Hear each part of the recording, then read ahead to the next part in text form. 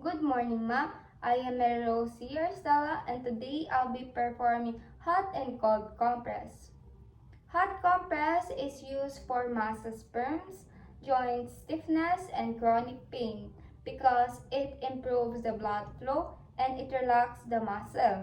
On the other hand, cold compress is indicated for recent injuries within 24 to 48 hours, swelling, and strains because it reduces the pain, the inflammation, and the bleeding.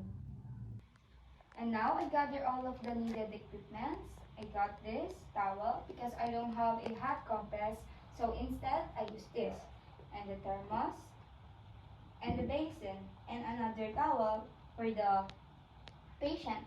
And now I'm gonna verify the patient, but before I do that, I must perform hand hygiene to prevent the spread of microorganisms. I already checked for the patient's chart and review the doctor's order. Sir, excuse me, may I ask what is your name and your date of birth? Christian, May 5. Okay, sir, may I check your wristbands? Okay. So for today, sir, I'll be performing a hot compressor. Is that okay with you, sir? Yes. Okay. So for your privacy, sir, I'm gonna close the curtains.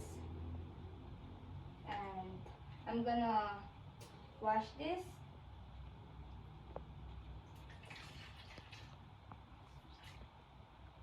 Okay, sir.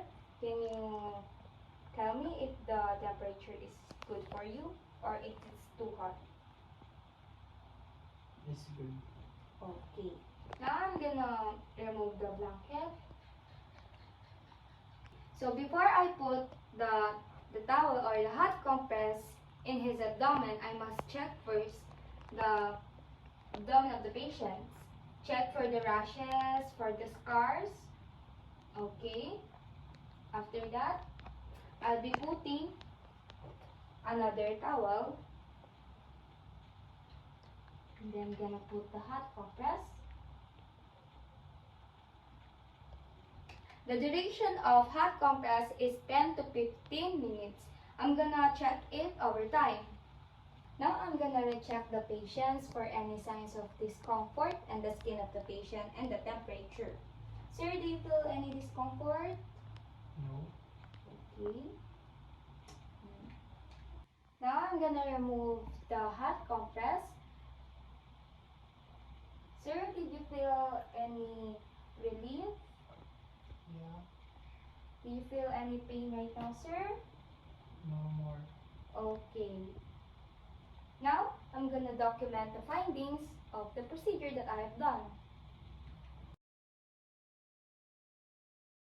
Now, I already gathered the equipment that I'll be needing. I have here the towel and another towel, the basin with water and ice.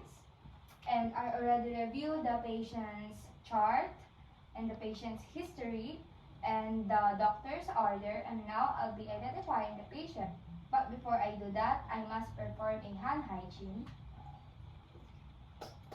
And alternate is wearing a gloves. Now, sir, may I ask what is your name, age, and your birthday? Christian Polar Stella, May 5, 2003, 22. Okay, sir, may I check your wristbands? Okay po. So for today, sir, I'll be performing a cold compress. I'll be touching an area in your forehead. Is that okay with you, sir? Okay. Okay, sir. For your privacy, sir, I'm gonna close the curtains. And I'm gonna wash the towel with this water and ice.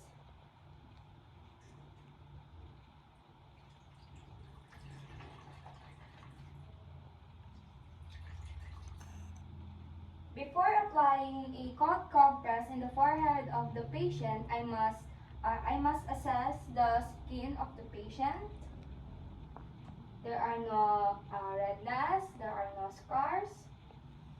And then I'm gonna place another towel to protect the skin of the patient. And then now I'm gonna put a cold compress Now, sir, tell me if you feel any discomfort, huh?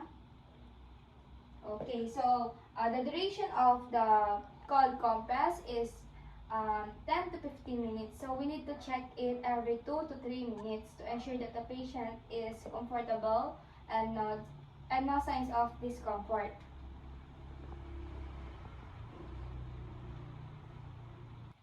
Now, I'm gonna rechange the cold compress because it's not cold anymore.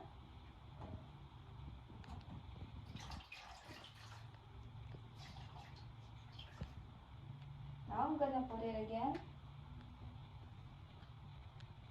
And we'll wait again for another minutes. I'm gonna remove the cold compress now. Okay, sir, do you feel any pain? Do you feel any pain right now, sir? No. Do you feel relief?